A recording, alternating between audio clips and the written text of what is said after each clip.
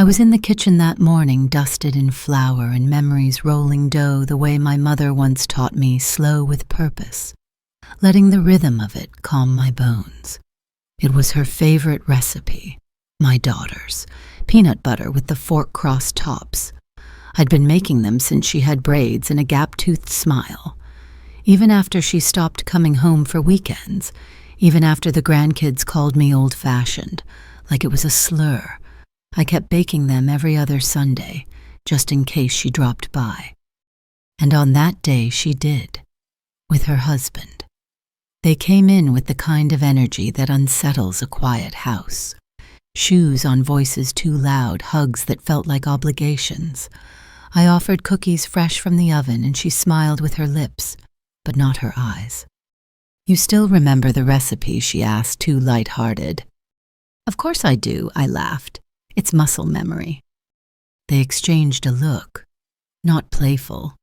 Something quiet and sharp passed between them, and my heart registered it before my mind did. He chuckled low, patronizing. "That's good, real good." I carried the tray to the table, pretending not to notice the same way I used to ignore the sound of a slammed door when she was 17. But then I heard it, barely a whisper, but enough. "She's too senile to understand money," he said, like I wasn't even in the room. I didn't flinch. My hand stayed steady. I passed him a cookie, warm, soft, just like I used to be. But something shifted in me, like the first snap of winter in your knees, a warning that cold days are ahead. I sat there sipping my tea and looked at my daughter as she nibbled at the edge of the cookie, the very one I taught her to make, and didn't say a word to correct him. I wanted to ask, "Is that what you think of me too?" But I didn't. I just sat still in my chair, every breath slower than the last, letting the heat of the oven wash over me as my heart quietly cooled. There was a time she would have defended me without hesitation. A time when she trusted me to balance her school forms, bake her birthday cakes, and patch up her scraped knees and broken hearts.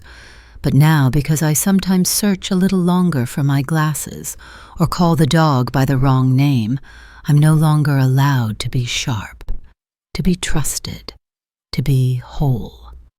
I excused myself to the sink, watching the light shift through the curtain like it used to when her father was alive. He'd have never let them talk to me like that. Not out loud, not in my kitchen. I caught my reflection in the faucet skin, creased by time, eyes still alert, still burning. I didn't look senile. I looked betrayed. They left an hour later after more small talk and awkward hugs. I stood in the doorway watching them walk to the car, his arm around her shoulders like a gate. She didn't turn around to wave. She always used to. The tray of cookies sat untouched on the counter. I didn't put them away. I left them there to go stale, just like everything else they used to appreciate. I walked slowly through the house, touching the backs of chairs, running my fingers along dusty shelves. My home, my name still on the deed, yet it suddenly felt borrowed. I sat in the living room, sun fading from the windows, and let the silence settle. That word echoed over and over in my mind, senile, the way he said it, the way she didn't stop him, the way they looked at me as though I was something delicate and broken, not someone who'd once worked double shifts to keep the lights on, not someone who'd budgeted every meal, counted every dime, bought that very house with my own hands and years. That night I didn't sleep. I stared at the ceiling and counted the insults left unsaid. I thought about every time they'd asked for a little help, for rent, for school fees, for loans never repaid. And I thought about all the times I'd said yes without asking for a signature, because that's what mothers do. But now I was a liability, a fragile figure to be managed, boxed in, brushed aside. They forgot one thing. I remember everything. It was a Thursday afternoon when I heard it again, not the word senile this time, but something worse in its casual cruelty. They thought I was napping. I often pretended to nap these days, just so I could be left alone with my thoughts. The living room window was cracked open, and I was curled beneath my quilt, a book resting on my lap, unopened, my ears picking up pieces of conversation like wind catching leaves. They were in the kitchen again, my daughter and her husband. I could hear the clink of cups, the shuffle of paper, her voice low and urgent. I just don't think she knows what she's doing anymore. We have to step in before it's too late. Too late for what? For me to still be in control of the life I built. She doesn't even check her mail half the time. What if she misses a tax deadline or forgets her passwords again? I wanted to shout that I only missed the mail because I'd slipped on the porch steps last week. I wanted to remind her I chose not to open that particular envelope because it was another pointless insurance offer. I wanted to scream that I knew every one of my passwords by heart, that I wrote them down for convenience, not out of forgetfulness. She could end up bankrupting herself if we don't do something. And then, as if the knife wasn't in deep enough, he added, "We could talk to someone, get power of attorney. She doesn't have to know it's happening." I didn't breathe for a moment. It felt like I'd fallen off a cliff, not all at once, but slowly watching the sky get farther away. She responded in a voice I used to know better than my own. She'd hate us for it. "Only until she forgets," he said, laughing softly. That sound, that awful sound. Laughter. Like I was a punchline now. A joke at the end of a long, exhausting story they were tired of telling. I closed my eyes and steadied my breath. I didn't want them to know I'd heard. Not yet. Not when I hadn't finished thinking. Because if there's one thing age teaches you, it's how to sit in the silence and wait for the truth to come forward. They walked past me on their way out, and I played the part. Slow breaths, soft snores. My daughter paused, brushed a strand of hair from my forehead, like she used to when I had the flu as a girl. "We just want to keep you safe, Mom," she whispered. Safe. Is that what they call it now? Taking away someone's right to make their own choices, deciding for them, behind closed doors. When the front door shut behind them, I sat up. My body ached from holding still too long, but my mind was sharp, sharper than it had been in months. There's a clarity that comes from betrayal, like fog burning off a lake in morning light. I walked to the dining table. They'd left papers there neatly stacked, a folder labeled long-term planning. I didn't open it, not yet. I'd seen enough. I made myself tea, not to calm down, but to sharpen the edge. As the kettle hissed, I remembered when she used to climb into my lap, crying over playground bullies, and I would tell her no one had the right to make her feel small. Now she was the one shrinking me bit by bit, smile by smile, all in the name of love and concern. But this wasn't love. This was strategy. They weren't circling me out of affection. They were circling me like hawks, watching for signs of weakness, so they could strike without guilt. I knew then I had to do something, not rash, not angry, just clear, precise, final. I went to my bedroom and pulled out the drawer where I kept my important things. Not money meaning. Letters from her as a child, her first drawing, a lock of her baby hair. Tucked beside them was my lawyer's business card. I hadn't called him in years, not since the last time her father and I updated the will. But I knew the number by heart. I sat at the edge of the bed and stared at the card for a long while. My fingers traced the edges, slow and certain, the way one might trace the edge of a blade before picking it up. They thought I didn't notice. That age had dulled my senses. But I wasn't senile. I was silent. There's a difference. I didn't need to argue. I didn't need to fight. I just needed to remember that I still had the power to choose who holds the pen that writes the rest of my life. And I was done letting them hold it. My birthday came a week later. 79 years. I'd lived through war loss, blackouts, and childbirth. I'd buried a husband and built a home from dust. I'd made sacrifices that no one remembered, not even the ones I made them for. But that day I got balloons from the drugstore and a cake too sweet for my teeth. The candles weren't lit. Maybe they were afraid I'd forget to blow them out and set the curtains on fire. They came with grins and gifts carefully rehearsed cheer, the kind that scrapes the skin when it touches. My granddaughter handed me a wrapped box and said Mom picked it out. I thanked her, even though I already knew I wouldn't like what was inside. I waited until they had all finished their slices of cake before unwrapping it. The paper tore slow, like my patience. Inside was a leather-bound planner, expensive-looking, heavy in the hands, gold trim on the edges. I opened the cover already filled out, not in my handwriting. Each week had colored tabs, doctor appointments bill, due dates, medication check-ins, and what looked suspiciously like reminders for my daughter to call Mom. There was a note in the front to help you stay on track. We know how hard it's getting to keep up sometimes. Love you always. The words were soft, sweet even, but all I could see was control neatly organized with stickers and suggestions. I smiled. I thanked them. I even said, "How thoughtful," because that's what good mothers do. They receive insults disguised as help and wrap them in gratitude. But inside my stomach clenched, because this wasn't a planner. It was a schedule, a leash. She sat across from me, sipping wine, proud of her little system. I could almost hear her thoughts. If I can organize her days, maybe I can organize her decisions too. No one asked if I wanted it. No one asked if I needed help remembering when to refill my prescriptions or pay the water bill. No one asked what I wanted for my birthday. Because they already decided what I needed, or more accurately, what they needed me to not forget, to hand over the reins before I realized what I still held in my hands. The gift sat on my lap like a weight.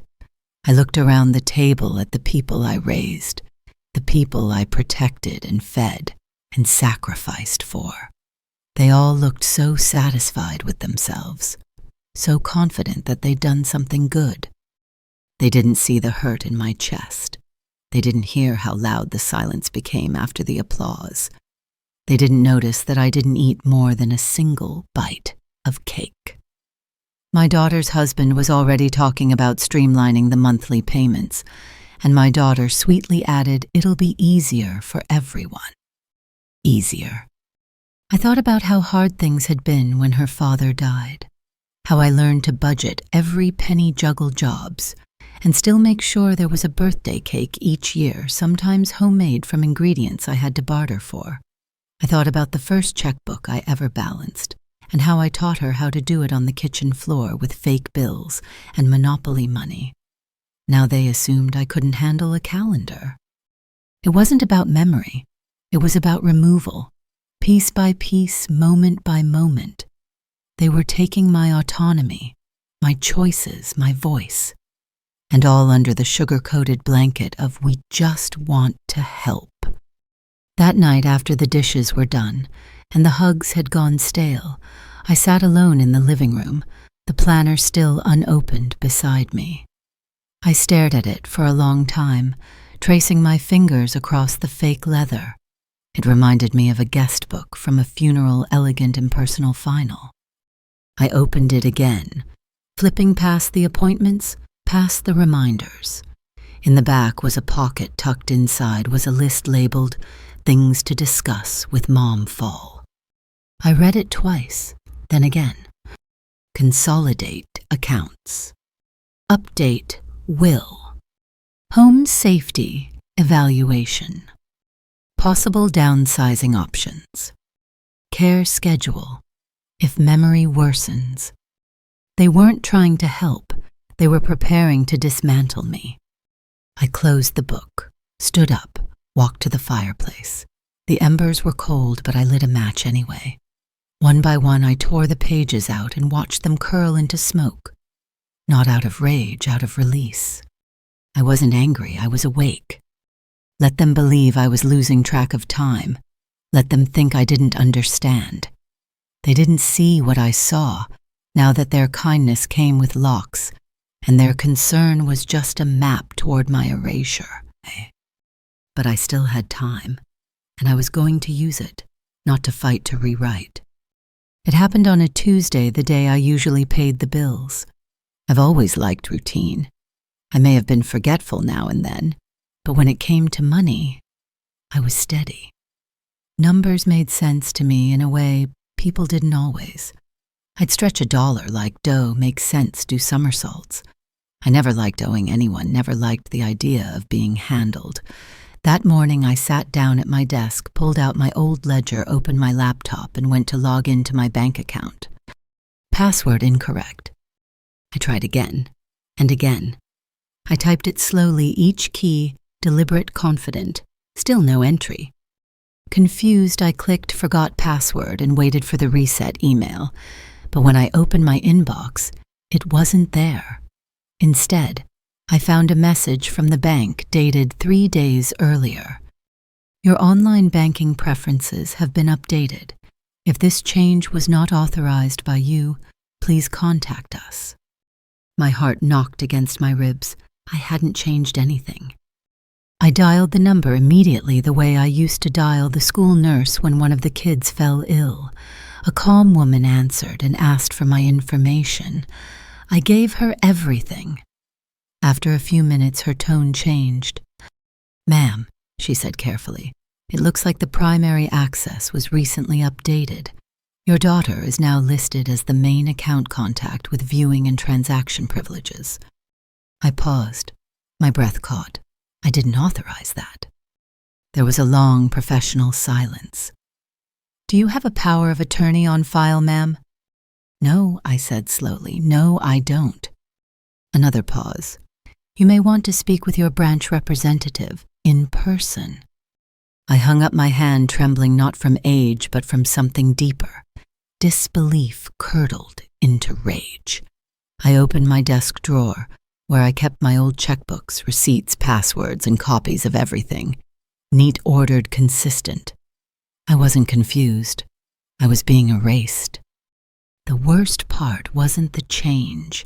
It was the certainty with which they had done it, as if it were already theirs, as if my money, my labor, the tiny savings I'd grown from years of hand-me-downs and home-cooked meals, now belonged to them by assumption. I called my daughter. She answered on the second ring. "Hi, Mom. Everything okay?" I didn't shout. I didn't accuse. I asked calmly, "Did you change my bank access?" There was a pause, and then the tone I'd come to dread, the syrupy voice of someone pretending this was all for my benefit. "Mom, we were just trying to help. You've been overwhelmed lately. Remember the mix-up with the utility bill?" "Yes," I said, "because I had bronchitis and forgot to mail the check. One check. We just didn't want anything to fall through the cracks." I was silent. "We didn't think it was a big deal. I mean, it's still your money. Then why can't I get into my own account?" She sighed like I was the child. "We're just keeping things streamlined. For your peace of mind." I hung up before I said something I couldn't take back. Peace of mind. How dare they? They didn't trust me, that was the truth of it. They trusted their spreadsheets and systems more than the woman who gave them life. And worse, they'd taken without asking. Quietly, confidently, as if my consent were optional now. That night I pulled out the papers again, the will, the old trust documents, the plans her father and I had put together. They were dated, but still valid. I read through every line. It felt like dusting off a memory of my former self, the one who used to walk into banks with a steady gait and speak her mind without apology. I remembered how in the years after he passed I'd handled it all myself. Mortgage, taxes, maintenance, insurance. I'd learned through trial, through error, through tears. But I'd learned. I was capable. I was whole. And I still was. I walked through the house slowly that night, Lights dim, footsteps soft. I pass the photos on the hallway walls. They're baby pictures, first birthdays, graduation caps, all those moments I worked double shifts to give them, all the comfort I built brick by brick, spoon by spoon, hug by hug. Now they called it forgetfulness. No, this wasn't forgetfulness. This was theft, dressed as tenderness. And I knew then what I had to do. The next morning, I didn't go to my garden. I didn't bake. I got dressed, pressed blouse, proper shoes, lipstick, just a shade too dark, and I walked into town, not slowly, not unsure, but with purpose. My cane tapped rhythm against the sidewalk. I passed the cafe where I used to meet friends who had since moved away or passed on. I nodded to no one. I didn't need company. I needed clarity, and a witness, and someone with a pen. It was the garden that saved me from hearing it in full. I'd been out among the roses, my knees creaking, hands muddy, coaxing life from the ground. Because sometimes the soil listens better than people. The sun was warm, and the breeze felt like it remembered who I used to be. I stayed out longer than usual that day, not because the garden needed it, but because I did. When I came back in, the house was too quiet. I could smell coffee. The good kind, the kind they only brewed when company came, or when something serious was being discussed. That scent clung in the air like a conversation that had just slipped out the back door. I stepped into the dining room and stopped. The chairs were shifted not quite the way I left them. There were 2 empty mugs, a pen, and a pad of paper, my pad sitting in the center of the table. The top page was torn off the imprint of recent writing, still visible in the indentation on the page below. I touched it. I touched it the way I'd touched the first dent in the wall after my husband died, gently, with a kind of sad curiosity. Something had happened here, something I wasn't meant to see. Later that day, I found the evidence I wasn't even looking for, a crumpled receipt in the trash from a nearby cafe time-stamped an hour earlier with a note scrawled on the back, "Mom doesn't need to be present, just prepared." My breath caught. It was my daughter's handwriting. That evening, I didn't ask. I waited. And when the silence between us grew too wide to ignore, she came to me with her lips pulled into a tight smile. "We just talked through some things while you were outside. Nothing big, just estate stuff. Future planning." My silence must have unnerved her because she rushed to fill it. "You always say how important it is to have things settled. We're just trying to help make sure you're not burdened with details." That word again, burden. My life, my home, my name, all a burden now. I asked with more calm than I felt. Why was I not included in the conversation? She blinked. "It's just that sometimes you get overwhelmed. You forget where we left off."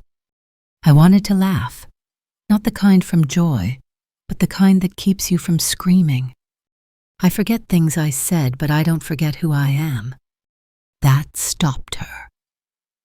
For a moment, she looked like the little girl again, the one who used to climb into my bed when she had nightmares.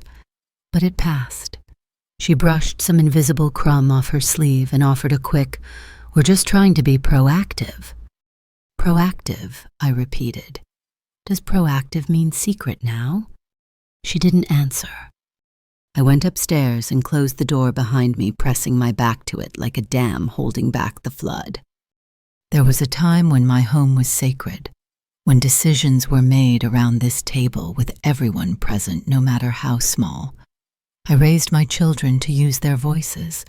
I taught them to listen, to include, to honor. And now they left me in the garden, like an old cat, too tired to know better. That night I went to my room and retrieved my old journals. I read pages from 20 years ago, entries filled with worries about tuition, medical bills, birthday parties.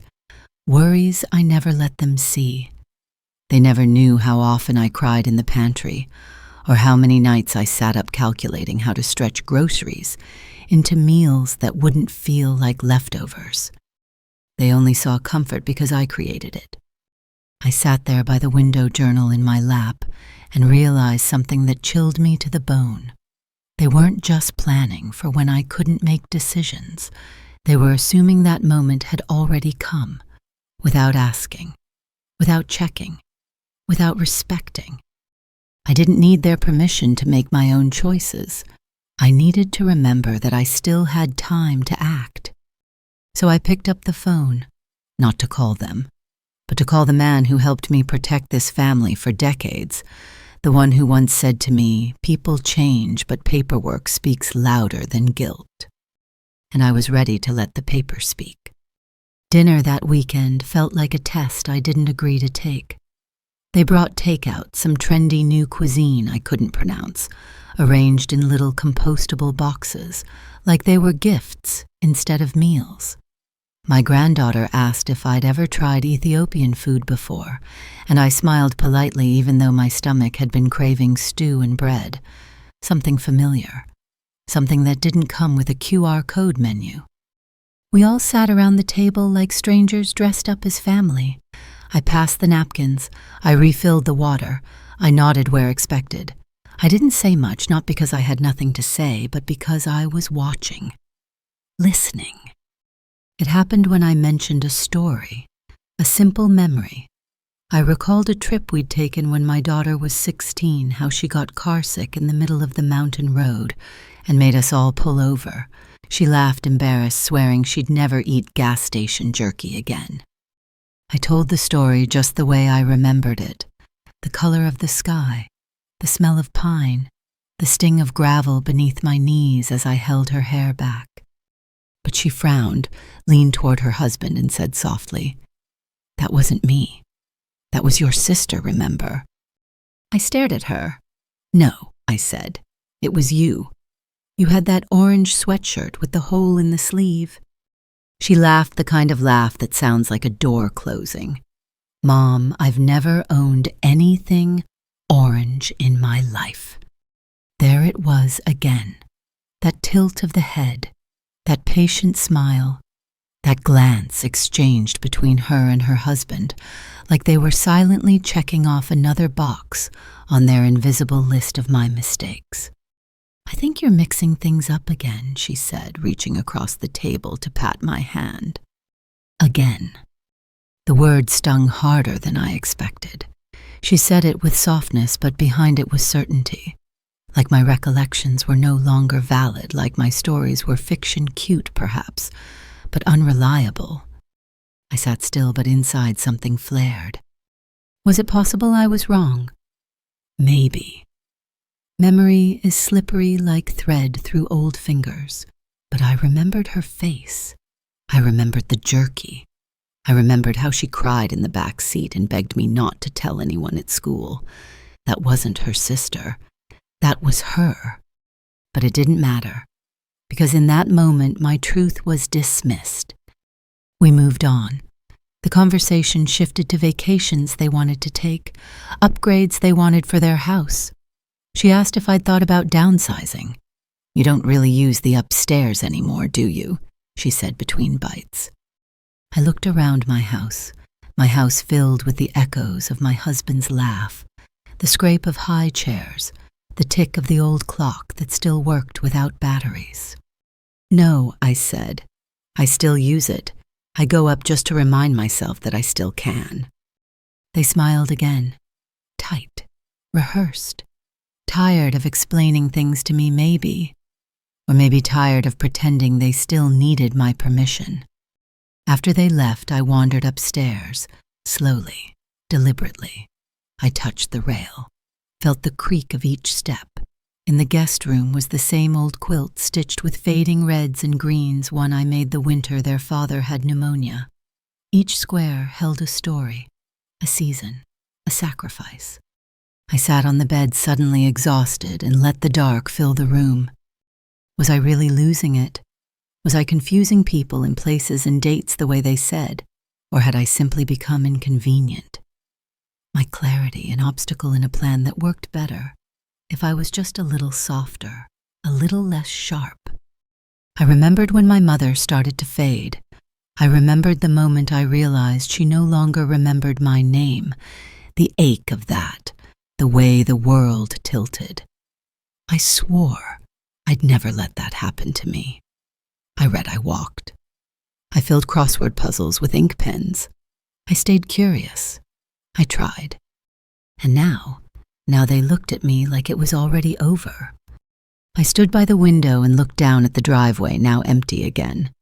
I thought about all the times I forgave them, the small selfishness, the missed phone calls, the holidays spent elsewhere. I'd forgiven it all over and over because that's what mothers do.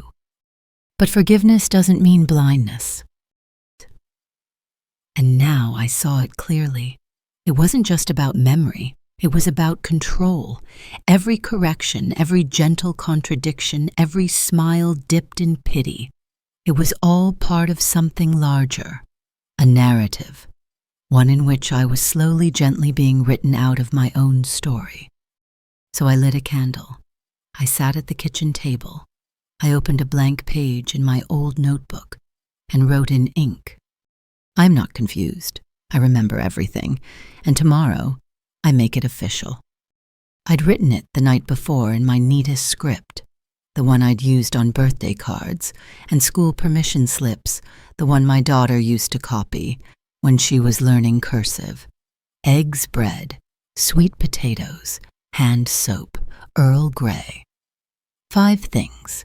Simple, clear, nothing complicated. I tore it from the pad and left it by my purse right where I always do. The next morning, I handed it to my granddaughter as we got into the car. She offered to drive me to the store just to help, she said. I'd been grateful at first. My knees were sore that week, and I hadn't driven much since winter. But the moment we got there, things went sideways. We walked through the aisles slowly, her pushing the cart like she was steering a ship, and I was some fragile passenger in tow. I liked grocery stores. Always had. Rows of order labels that told the truth, things that made sense. But I could feel her impatience, the way she sighed when I stopped to compare brands, the way she quietly swapped the regular soap I'd picked for a fancier, unscented one, better for sensitive skin. When we got home and unpacked, I noticed immediately. No sweet potatoes, no hand soap, no tea. Did we forget a bag? I asked, peering into the trunk.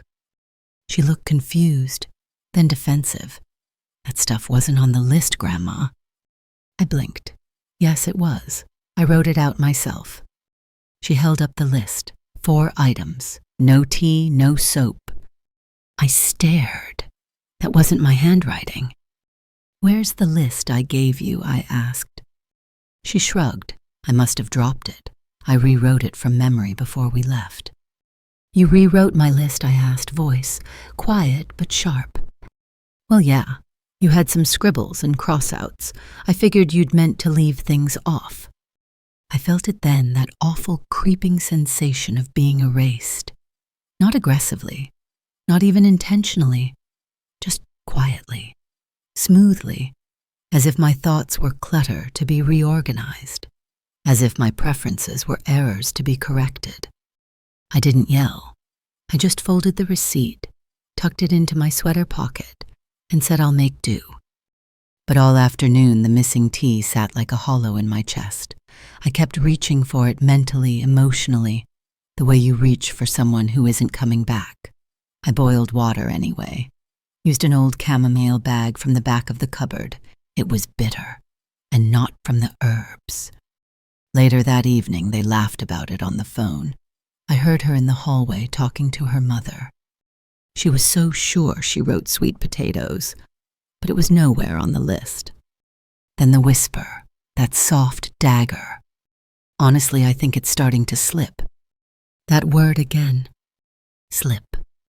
I wanted to storm into the hallway and scream. It was you who lost the list, you who rewrote my words. But instead, I sat still. I stared out the window and watched the wind toss the branches like they were arguing with the sky. My heart hurt in a way I couldn't quite explain.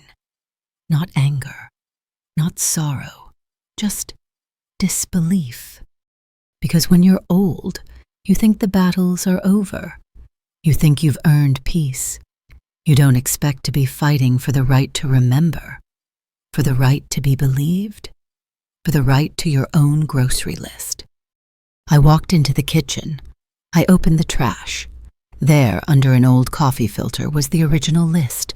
My handwriting, my words, faded from the condensation of a thrown-out yogurt lid, but still legible.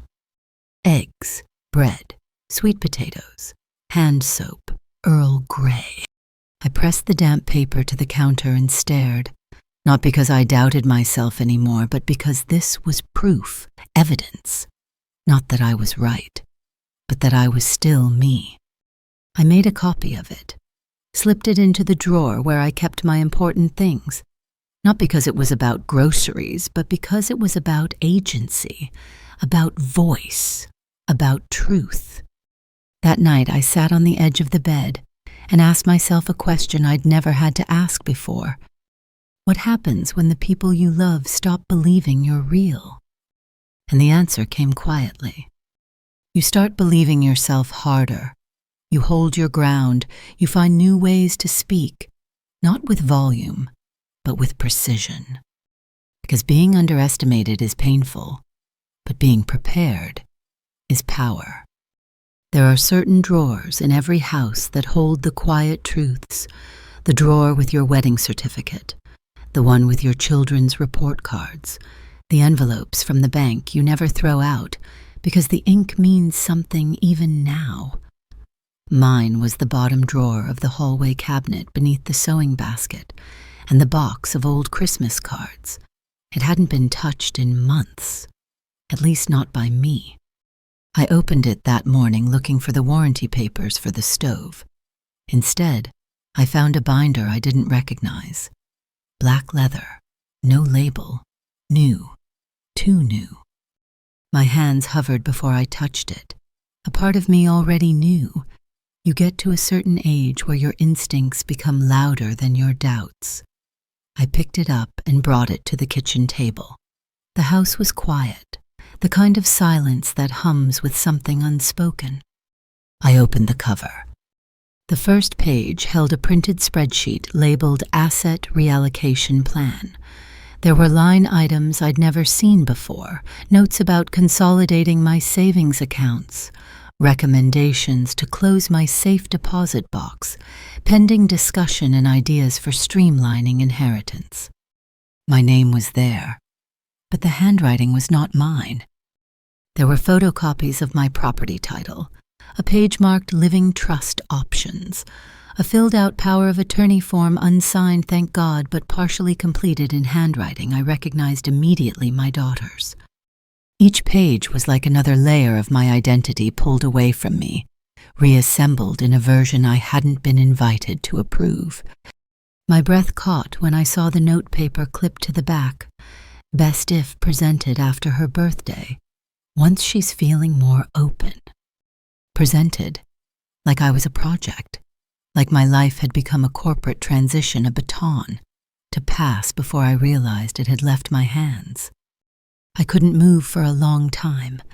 The kettle whistled behind me, and I didn't hear it until the steam had gone dry. I sat there, fingers resting lightly on the edge of the binder, afraid to open any more, afraid of what else I might see, or worse, what I wouldn't. Then I saw it, a printed email thread, between my daughter, her husband, and a financial advisor, not mine, a new one. Someone who'd never once sat at my table, never once heard the story of how I saved for that house $50 at a time. Their words were so casual, so clinical. Once accounts are centralized, we'll proceed with account access. Recommend presenting revised will in stages. Client unlikely to object if approach is gentle. Client. I wasn't a person to them anymore. I was a liability with a last name, an aging figure in a house they'd already half claimed. I closed the binder carefully, hands trembling now, not from fear, but from something hotter. Not anger either, something more dangerous, clarity. This was no longer assumption, it was action, behind my back, without my consent, without my knowledge. I stood up slowly the way you do when your bones ache and your soul is trying to catch up. I put the binder back where I found it exactly as it was. Let them think I hadn't noticed. Let them think I was still sleepwalking. But that afternoon I made 2 calls, first to the locksmith. I asked him to change the safe, not the one in the closet, the one they didn't know about behind the books in the study, the one I hadn't touched since her father passed. He came within the hour. I paid in cash. The second call was to the man who had helped us draft the original will. He was old now, like me, but his mind was sharp as ever. When I explained, he didn't sound surprised, just disappointed. "Too many stories like this lately," he said. "You're not alone. Let's make sure you stay protected." We set a date. After he hung up, I sat by the window with a blanket over my lap, watching the birds flutter to the feeder I'd forgotten to refill.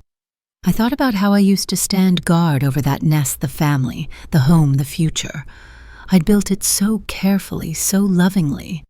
But somewhere along the way they started acting like it was already theirs, as if the nest belonged to the birds who hadn't even learned to fly. But I wasn't done flying yet. So I sat still, breathing slowly, letting the silence stretch long and deep around me. And in that silence, I found the root of something I thought I'd lost my certainty. I wouldn't argue with them anymore. I wouldn't plead or explain or hope for recognition. I'd simply act, quietly, clearly, legally. Because they may have started the story, but I was going to write the ending. The morning I visited Harold, I dressed like the woman I used to be. Not because I wanted to impress anyone, those days are long gone, but because I needed to remember her. I ironed my blouse, pinned on the old silver brooch his wife gave me one Christmas, and touched up my lipstick with a trembling hand that steadied the moment I saw myself in the mirror. I looked older, yes, but I also looked resolute, like a woman who'd come not to ask, but to decide. I didn't tell anyone where I was going. I let them think I was at the pharmacy, maybe at the park, feeding ducks like a harmless widow with nowhere to be. I took the bus, the same route I used to ride to work when gas was too expensive, and sat by the window the whole time. The streets had changed, new buildings, louder signs, but I hadn't, not in the ways that mattered. His office was in a modest building now, not like the tall glass one he used to occupy. Age had humbled us both, but when he opened the door and saw me, something lit up behind his eyes. The kind of warmth reserved for those who still remember each other's beginnings. "Still sharp as ever," he said as he took my coat, "and right on time." We sat across from one another, no assistants, no distractions, just 2 people with paper and truth between them. I told him everything, not in the messy, emotional bursts I had imagined, but plainly, chronologically, like I was reciting a crime report that just happened to involve my own family. I told him about the comments, the access changes, the binder, the rewritten grocery list, the birthday gift that wasn't a gift at all. And most of all, I told him how it made me feel invisible, handled, unloved. He didn't interrupt. He didn't try to soften it. He just listened, pen-tapping the side of his notebook, like a metronome of careful thought. When I finished, he leaned forward. "You're not the first," he said gently, "and sadly you won't be the last. But you still have time, and the law is still on your side, as long as you're the one making the decisions." "I am," I said, "more than they think." He nodded, then opened a folder, the original will dated from the year after my husband died. His signature, my name, a document written from trust and hope. But hope I had learned needs tending, and this one had grown weeds. We drafted a new one, not just a revision, a rewrite. I removed the names of those who thought I'd forgotten myself. I reassigned everything: the house, the accounts, the insurance. I even added a clause about medical decisions just in case they ever tried to have me declared unfit. "Are you sure?" he asked when we got to the beneficiaries. "I'm sure," I said. "I'm not doing this to punish. I'm doing it to protect what's left of my dignity." I chose someone else, someone unexpected, someone who never asked for anything and always showed up anyway. A nurse who brought me soup when I had the flu last year. A woman who sat and listened to my stories without checking her phone. She didn't carry my blood, but she carried my respect. That was enough. When the papers were ready, he slid them across the desk. "I'm not senile," I whispered as I signed. "I'm just done being quiet." He smiled softly. That line should be carved in stone. When we finished, I stood slowly, my knees aching from the hour of stillness. But I felt taller than I had in weeks. Harold hugged me at the door, and for a moment I let myself feel the weight of all that had just changed, not just the paperwork, but the shift in my spine and my heart. I had drawn a line, and this time it wasn't in pencil. On the ride home, I watched the city blur past all steel and motion. I clutched the envelope in my purse like a lifeline. No one on the bus knew what I'd done, and that made it sweeter. This power I had taken back quiet, clean, irrevocable. When I stepped off and walked up the hill to my house, the sun was just starting to sink behind the trees. I passed the roses wilting slightly in the heat, and I paused to touch one, not to admire it, but to remind myself beauty fades, but roots go deep. I walked inside and tucked the envelope into the hidden compartment behind the bookshelf, the same place where I once hid Christmas gifts when my children were small and too curious for their own good. This was no gift. This was my final say. Let them talk behind my back. Let them make their quiet plans. The page had already turned. They just didn't know it yet. It didn't happen all at once. That kind of reckoning never does. It came slowly like water eroding stone, a drip here, a pause there. But when it finally did, it was as silent as it was seismic. They hadn't even known I'd gone to Harold. I made sure of that. I still smiled at their texts, still nodded during their visits, still let them brew their special teas and tidy my shelves, like I was a relic to be dusted, not a person to be respected. I kept their rhythm while I prepared my own melody quieter, stronger, final. And then the call came. Harold had passed away. Peacefully, they said, in his sleep. His assistant, a sweet woman with tired eyes and a voice like cotton, called to say everything had been processed before he went. He was proud of the clarity of your final revisions, she said, as if she knew what it meant not just on paper, but in my bones. The will would be read, and I wanted them there. No one suspects you when you smile and offer tea. They showed up at the reading with assumptions folded neatly in their pockets. My daughter wore pearls she hadn't earned. Her husband sat back in his chair like a man about to inherit a golf course. They were polite, falsely so cloyingly gracious the way people are when they think the performance is nearly over and the prize is already theirs. My granddaughter smiled, texting under the table. They had no idea. The assistant cleared her throat and began. Her voice was crisp, each word cutting through the air like winter wind. First, the usual pleasantries, estate value, confirmed identity, legal disclaimers. They barely listened. I watched them like I was watching a mirror unravel. Each word twisted the smile from my daughter's face until her mouth was nothing but a thin, stunned line. The house was not going to her. The accounts were not going to her husband. The assets, every cent, every paper-clipped page of my life were redirected to someone else. Someone who had shown me kindness without expectation, who had offered company without condition, who had asked for nothing and yet gave me back my sense of self in soft, unspoken ways. The assistant read their names flatly without pause. The room chilled. My daughter's hands curled into fists in her lap. Her husband leaned forward, suddenly alert. My granddaughter whispered, "What does that mean to no one in particular?" And me. I sat still, like a stone in the middle of a storm, like a woman who had finally remembered what she was worth. There were no raised voices. That would come later. In this moment, there was only the sound of papers turning and the growing roar of disbelief behind their quiet. "This must be a mistake," my daughter said, her voice brittle, rising slightly. "It isn't," I replied.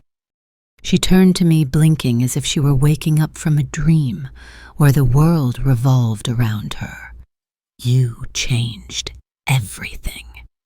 I protected everything I said, voice soft but steady, from the wrong hands.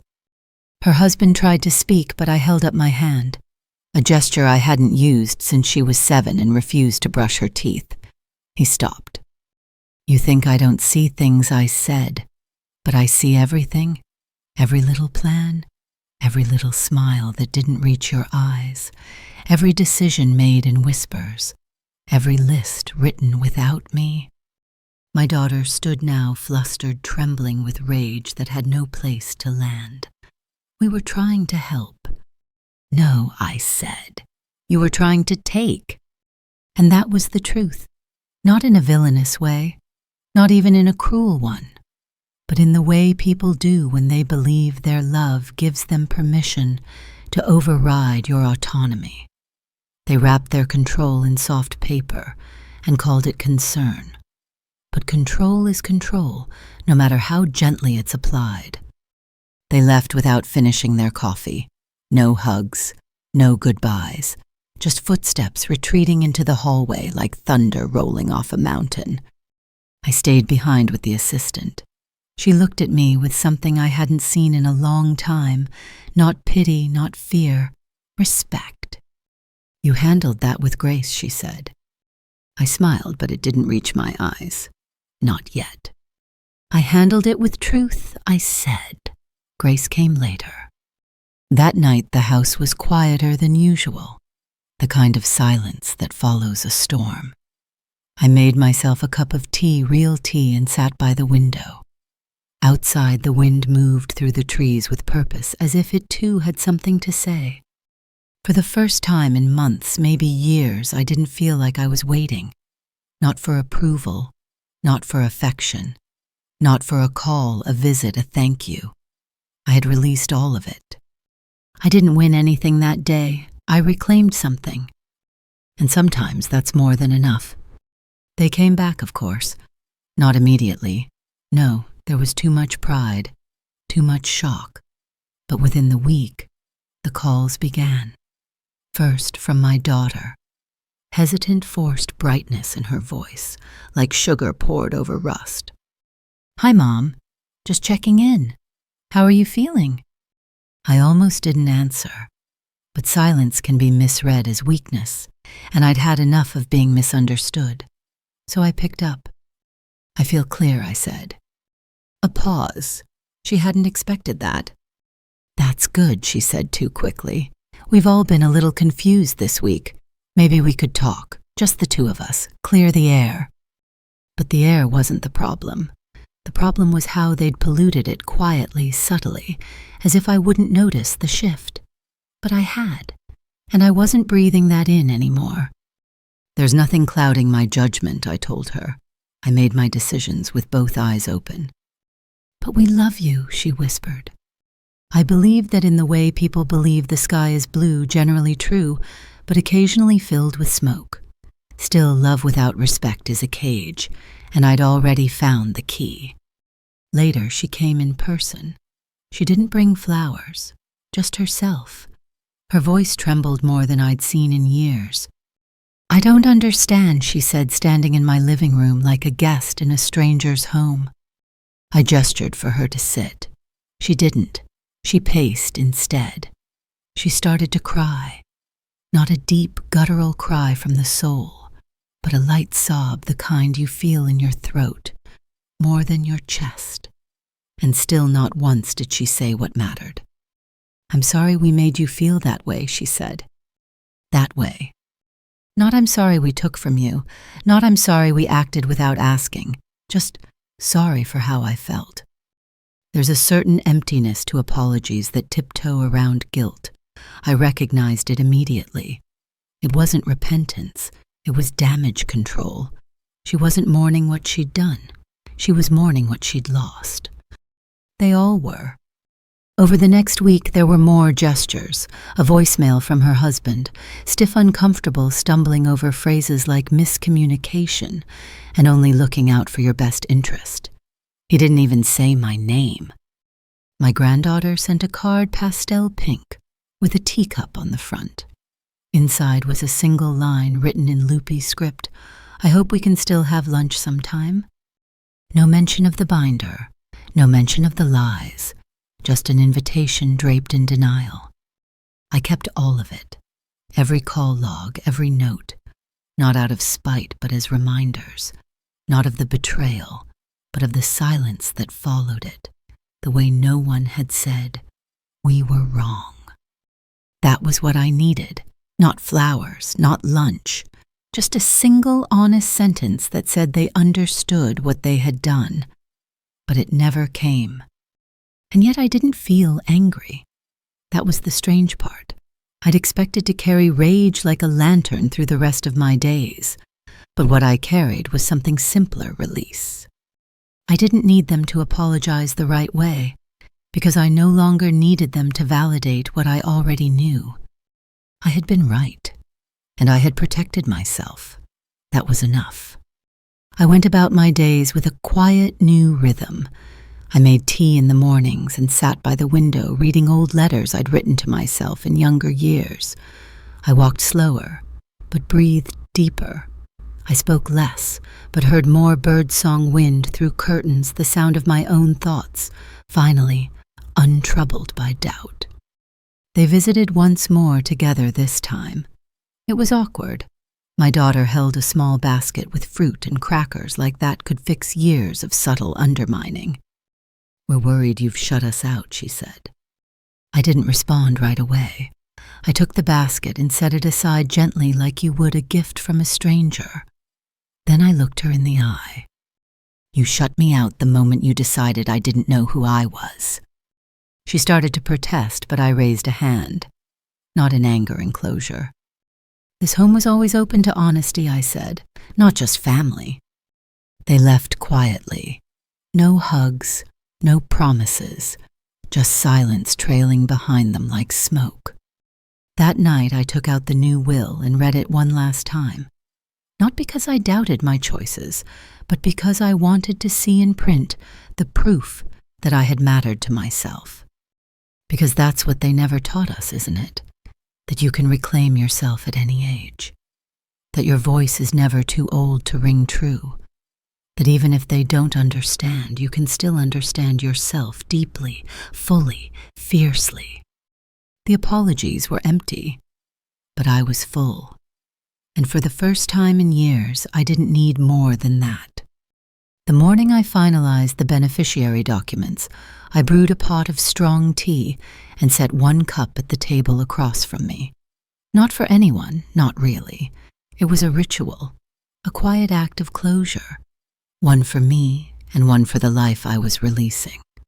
I had held on to the illusion of obligation for too long, the belief that family meant forever even when it failed to show up in ways that counted, that blood was thicker than betrayal, that inheritance was a birthright, not something to be earned.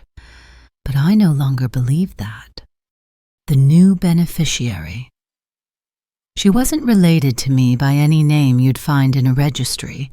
She was the hospice nurse who once sat beside me while I grieved a neighbor's passing, someone I barely knew, yet the ache had curled around me like ivy. She made me a cup of tea and said nothing, and in her silence was more care than I'd felt from my own family in years. She wasn't perfect, but she was present. She didn't ask what was in my will. She didn't ask what I owned. She never hinted or hovered. She just listened when my hip hurt, when the weather changed, when the past surfaced like dust in the attic light. She didn't treat me like a case. She treated me like a person. I chose her not to make a point, but to make peace.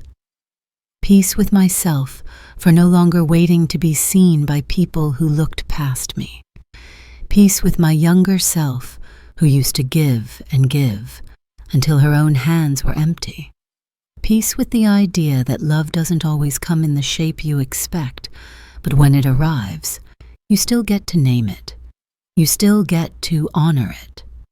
The lawyer's assistant met me at my home to witness the signing. We sat at the kitchen table and I laid out everything clearly. The trust, the accounts, the updated directives. No loopholes, no vague wishes. I want it simple, I said. When the time comes, it goes to her. No conditions, no drama, no room for them to argue. Are you certain? She asked. I've never been more certain of anything. She smiled, pen poised. Then sign here. I did. And just like that, the future I had once assumed would belong to my daughter, and her husband was now being handed to someone who had simply treated me with kindness. The act was quiet, almost unremarkable in its simplicity. No fanfare, no headlines, but inside it was seismic. After she left, I sat by the window again, the place I always returned to. The trees were blooming stubborn in their beauty, and I thought about how many seasons I'd lived through, waiting for appreciation that never came. This woman, this nurse, had never expected anything. She had no idea what I'd done.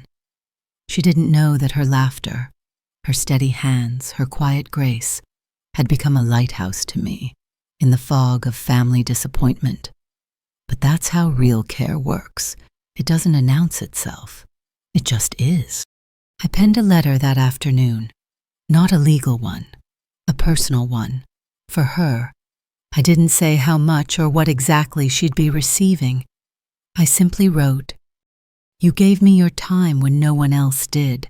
You saw me when I was being quietly erased. You reminded me that I was still a person, not a problem. Whatever you find in the pages of my will is not repayment. It's gratitude. Quiet, steady, true." I sealed it in an envelope and placed it in the drawer beside the others, the ones marked for after. It might be years. It might be weeks. But when she opens it, I hope she feels what I felt while writing it, peace. I didn't do this out of spite. I did it out of alignment. For the first time in my life, my legacy would go not to those who assumed it, but to someone who honored it. Let them grumble. Let them call it unfair.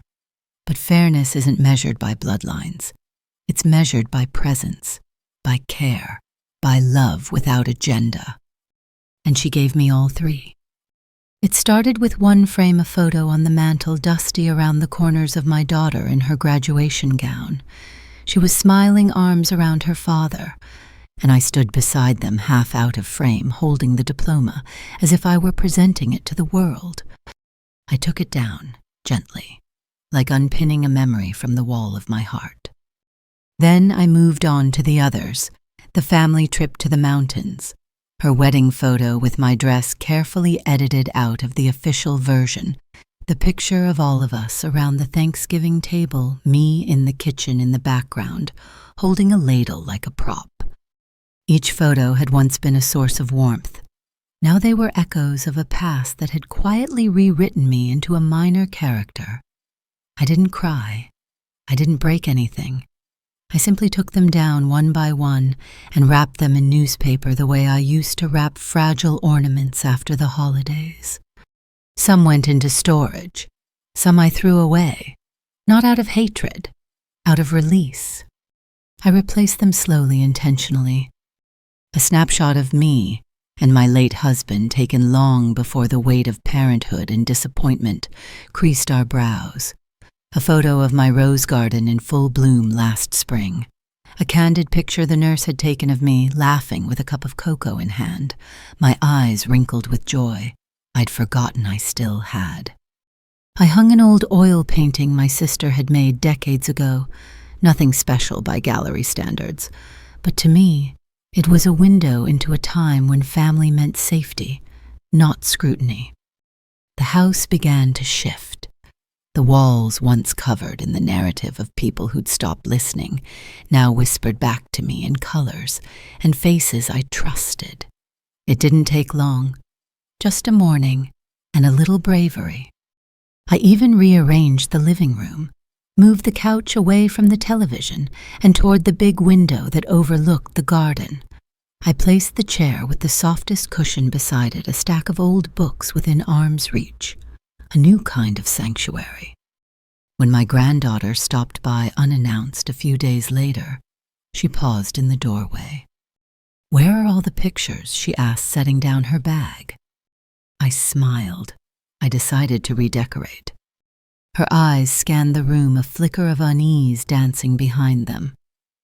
But those were memories. "No," I said calmly. "Those were reminders, and I've made new ones." She didn't press. She wandered into the kitchen and asked if we still had the old cinnamon cookies.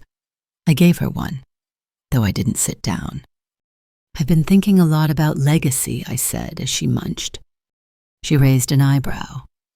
"Like what you leave behind." I nodded, but not just things, spaces, feelings, the way a home remembers you. She didn't understand, not yet, but maybe one day she would. That evening, when the sun dipped low, I sat back in my new favorite chair and stared at the wall across from me. It was blank for now, waiting, a canvas. I realized that I'd spent years building a home for others to feel seen. Every meal, every shelf, every framed achievement, all in their names, and in doing so I had vanished. But now each space was a reflection of who I truly was, and who I had become, without their eyes telling me what I should see in myself. I didn't hate them. I still loved them in the quiet, distant way you love an old story. But I no longer needed their pictures to prove I'd been part of theirs. I had begun to exist again, not as a placeholder, not as a helper, but as a person. I ended the night by lighting a candle not for mourning, but for warmth, a soft glow that flickered over the new photographs, the recentered chair, the quiet clarity that comes when the story finally belongs to you again. They can hang their own portraits in their own homes. Mine now would be a gallery of peace. I wrote it in the quiet hours just before dawn, when the house was still and the world outside felt far away. I used my best stationery cream paper with faint blue lines and my favorite pen, the one that still glides like silk when my hand remembers what it's doing. I sat at the kitchen table, where I used to pack lunches and pay bills and cry when no one was looking, and I began with a single word, "Dear," but I didn't write any names, because it wasn't just for her, or him, or them. It was for all of them together in the same breath that once bound us like a thread and now felt more like a rope pulled too tight. I didn't write it to change their minds. I knew better than that. I wrote it to let go of mine. I wrote about the day she was born, how I cried more than she did, how the nurse had to pry her from my arms. I wrote about birthday cakes made from boxed mix, and love, about the hand-me-downs. I stitched back into newness about staying up late to figure out how to pay for braces without canceling the water bill. I wrote about how she used to love lilacs, and how she once told me, "You make the world feel safe." I wrote about the first time she contradicted me in front of her husband. It was small something about the name of a family friend, but the way he laughed and she didn't correct him stuck in my chest like a splinter. I wrote about the first time I felt like an obligation instead of a mother. But I didn't stop there. I didn't let it become a list of grievances. That wasn't the point. The point was not to make them feel guilty. The point was to release myself from waiting for them to feel anything at all. I wrote, "I forgive you," not because you've asked for it, but because I refuse to carry this weight into the next season of my life. I wrote, "You are not villains. You are just people who stopped seeing me as one." I wrote, "I won't teach you a lesson. I will simply live differently." By the time I finished, the sun had started its slow climb up the back of the sky. Light spilled through the windows, soft and golden, catching the edges of the letter, like it too understood the weight of what I had done. I folded the paper. I placed it in an envelope, and then instead of addressing it, I placed it in the bottom drawer of my desk, the same drawer where I kept baby teeth sympathy cards and the pressed rose from her high school graduation. I would never send it. That wasn't the point. It was a burial, not a broadcast. Because there are some things that do not need to be heard to be healed. Some wounds seal not with apologies, but with truth, quietly spoken in solitude. Afterward, I walked the perimeter of the house, touching the edges of the doors, the corners of the frames, the walls that had held so many versions of me: wife, mother, caregiver, ghost. I whispered goodbye to each one, not because I was leaving them behind, but because I was calling myself forward. It is a strange thing to outgrow your own grief. Not because it fades, but because you learn to stop watering it. I brewed tea. I sat in the garden. I watched a bird land on the fence, tilt its head, and fly away without fanfare. There was no ceremony, no grand reckoning, just quiet, just breath, just me still here, still steady, still knowing exactly who I am.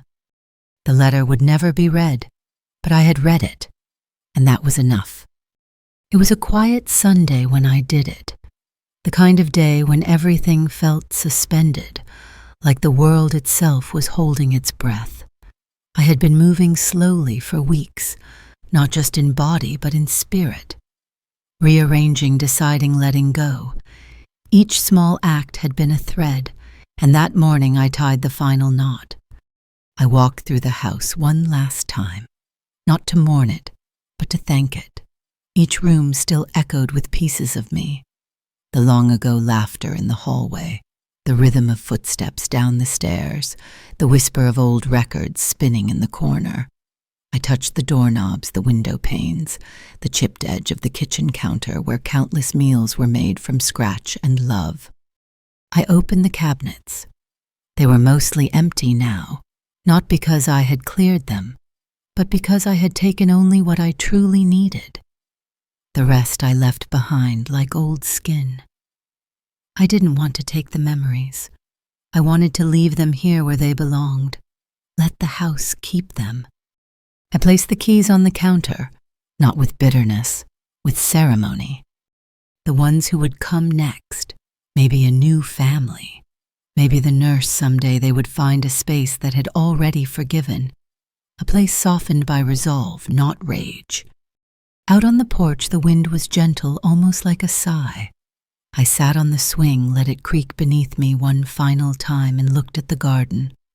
The roses had bloomed again, bold, defiant, unbothered by what had come before. I remembered planting them after her father died. I hadn't known what I was doing. I just needed something to care for, something that grew, because I willed it to. And now, all these years later, they thrived without me watching. That's how real things work. They grow where they're respected. I smoothed my coat and walked down the steps. The moving truck wasn't needed. I had already moved on inside myself. The new place was small, one floor, no stairs, and just enough space for me and the quiet. It didn't overlook a garden. It overlooked the sky, and that I had realized was enough. I reached the gate, My hand rested on it for a long moment. I thought of all the times I had opened it for people who walked in with love and left with entitlement. How many times had I waited at this very spot, heart pounding, hoping they'd show up, not with gifts, but with grace too many. So I closed it, slowly, intentionally, not with force, with finality. I didn't look back. The road stretched out before me, empty and golden. The late afternoon sun pressed against my shoulders like a blessing. Each step felt lighter, not because I had less, but because I had shed what I never needed to carry in the first place. There were no tears, no soundtrack, just the steady beat of my own steps, the echo of my own resolve. They might never understand. They might tell stories about the bitter old woman who changed everything. Let them. I have stories too, but I no longer need anyone to believe them but me. Because dignity doesn't require witnesses, and healing doesn't wait for permission.